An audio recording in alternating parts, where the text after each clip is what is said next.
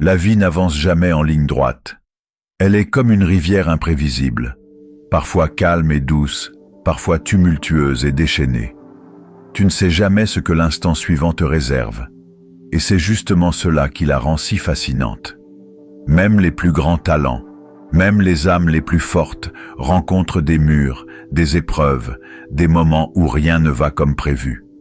La vie, dans sa sagesse silencieuse, nous confronte toujours à l'imprévu pour nous façonner. Dans ces instants, l'envie d'abandonner peut te traverser comme une ombre. Mais retiens ceci, rien ne dure éternellement. Ni tes douleurs, ni tes problèmes, ni cette tempête que tu affrontes en ce moment. Tout finit par se transformer. Les saisons changent, et toi aussi tu changeras avec elles. Ton présent n'est pas une condamnation, ce n'est qu'un passage. Sache-le, les cicatrices d'aujourd'hui sont la matière première des récits de demain. Imagine un instant, si tu montais sur scène pour raconter ton parcours et que tu n'avais à offrir qu'une vie sans obstacles, sans lutte, sans chute, qui serait vraiment touché par ton histoire? Ce sont tes épreuves qui rendent ton récit puissant.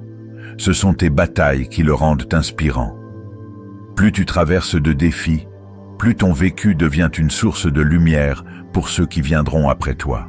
Un jour, quelqu'un qui se sent perdu écoutera ton histoire et trouvera la force de continuer, simplement parce que tu n'as pas abandonné. Ton combat deviendra son repère, ton courage deviendra sa carte pour sortir de l'obscurité.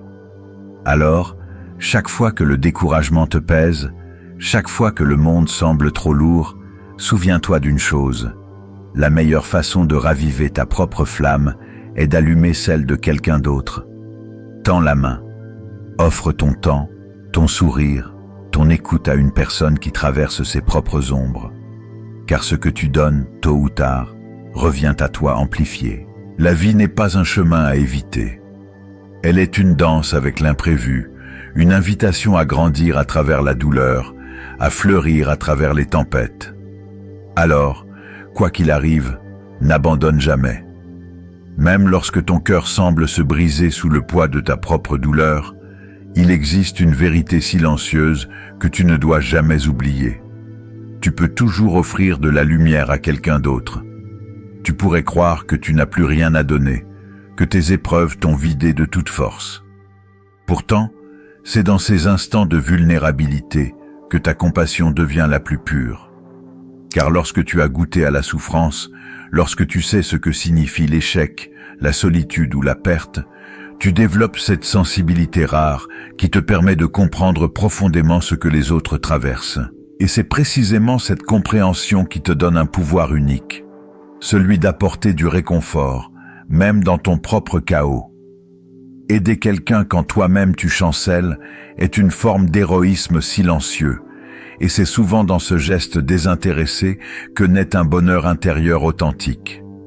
Alors, quand tu touches le fond, souviens-toi, ne t'enferme pas dans l'ombre de ton esprit. Fais un pas dehors, aide une âme perdue, offre un sourire, une écoute, une main tendue. Parce que, paradoxalement, c'est en offrant de la lumière aux autres que tu rallumes la tienne. Je sais ce que cela signifie de tomber sans cesse, de se lever avec espoir et de trébucher à nouveau, encore et encore, au point de croire que le sol est devenu ta seule maison. J'ai connu ces jours où chaque effort semblait inutile, où chaque rêve se brisait avant même d'avoir pris son envol. Mais j'ai aussi appris une vérité inébranlable. Tomber n'est pas échouer. L'échec, c'est seulement quand tu décides de ne plus te relever. Alors je te le dis du fond du cœur, n'abandonne jamais, même si tu avances à pas lents, même si tu progresses dans la douleur. Continue, car chaque pas que tu poses dans la tempête construit une force intérieure que rien ni personne ne pourra jamais t'enlever. La vie n'est pas faite pour donner des résultats instantanés.